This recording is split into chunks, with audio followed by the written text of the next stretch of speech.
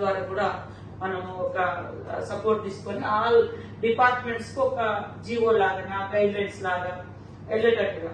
అంటే ఇప్పుడు ఇందాక కరుణ మేము కూర్చున్నప్పుడు ఇప్పుడు చాలా మంది పెద్ద పెద్ద హాస్పిటల్లో అవుట్ సోర్సింగ్ ఉద్యోగులు ఉన్నారు. వాళ్ళకు భయం లేదు, భక్తి లేదు. అంటే ఉదాహరణ కొంతమంది భయం ఉండదు. నా గవర్నమెంట్ ఉద్యోగం అయితేనేమో నా ఉద్యోగం పోతుందేమో అట్లా ఇట్లా అని కూడా భయం ఉంటుంది.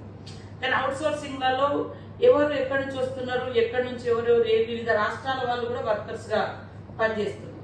సో వాళ్ళు ఎలాంటి యాక్టివిటీస్ చేసి ఎక్కడికి వెళ్ళిపోతారో ఎక్కడ తప్పించుకుంటారో కూడా తెలియదు.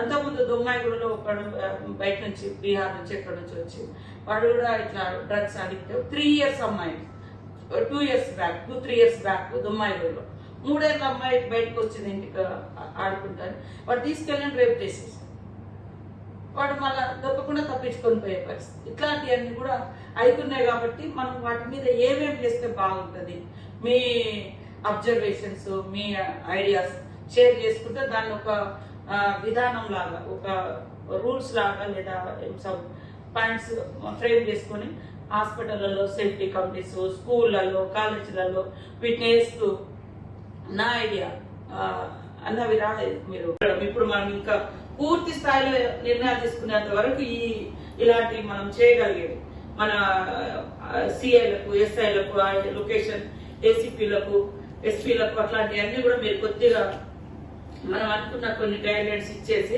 వాళ్ళ స్థాయిలో వాళ్ళు చేసుకుంటూ డాక్టర్స్ కూడా సేఫ్టీ ఉంటుంది, మరి మెడికల్ డిపార్ట్మెంట్ వారికి కూడా సేఫ్టీగా ఉంది ఇక్కడ అని వాళ్ళకి భరోసా ఇస్తూ వాళ్ళకి నిజంగా వాళ్ళు ఉండేటువంటి ప్రదేశాల్లో కూడా వెళ్ళి త్రూ వాళ్ళ డాక్టర్స్ కానీ లేకుంటే హాస్పిటల్ హెడ్స్ తో కానీ ఆ రూమ్లను కూడా ఒకసారి చూడమని చెప్పండి. ఎట్లెట్లున్నాయి, ఏమేమి ఉంది, వాళ్ళు ఉండే నైట్ ఆఫ్ చేసే రూమ్స్ అడిక్ట్ అయినటువంటి వాళ్ళే దీంట్లో మేజర్ గా కనబడుతున్నారు అనేది వస్తుంది.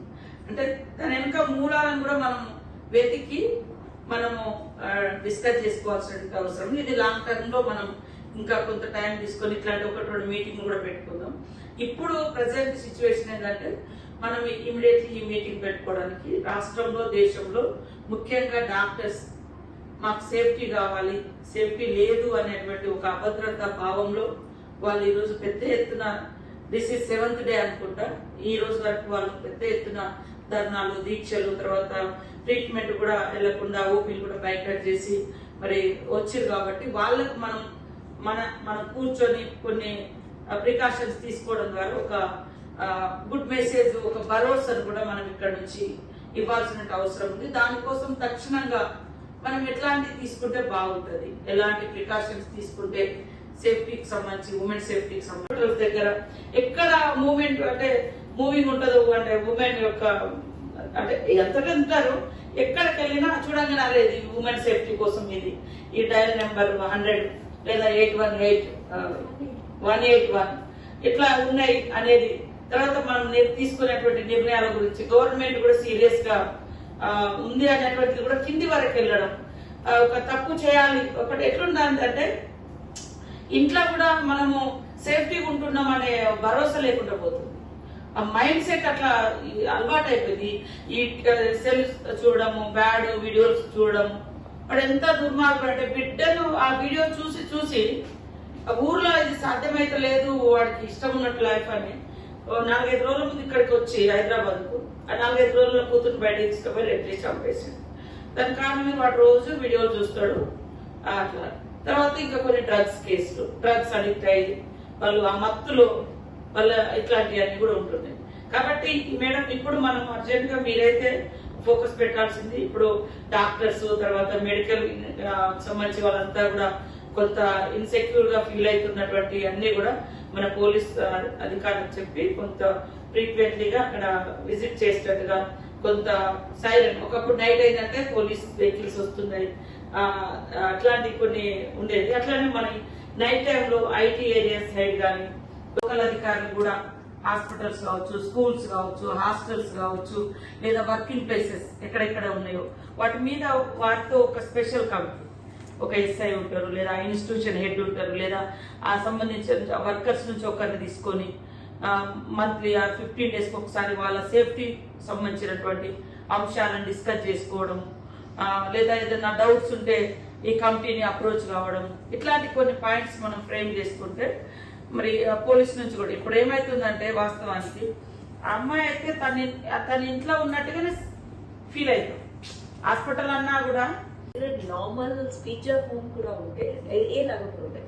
Only you dial 100 and then press 8 IVRs to 8 వస్తుంది. చెప్పారు first. So 8 as soon as you call dial 100 they will give option that if you want to use T-Safe service press 8. So you press 8 and your journey gets monitored. Ride monitoring start అవుతుంది. And secondly SOS button గురించి we are not waiting. ఇది మీకు problem ఉన్నారు మీరు SOS press చేస్తే police వస్తుంది అట్లే కాదు. Like in this case madam, every 10 minutes we will send some message or a call to confirm whether you are safe.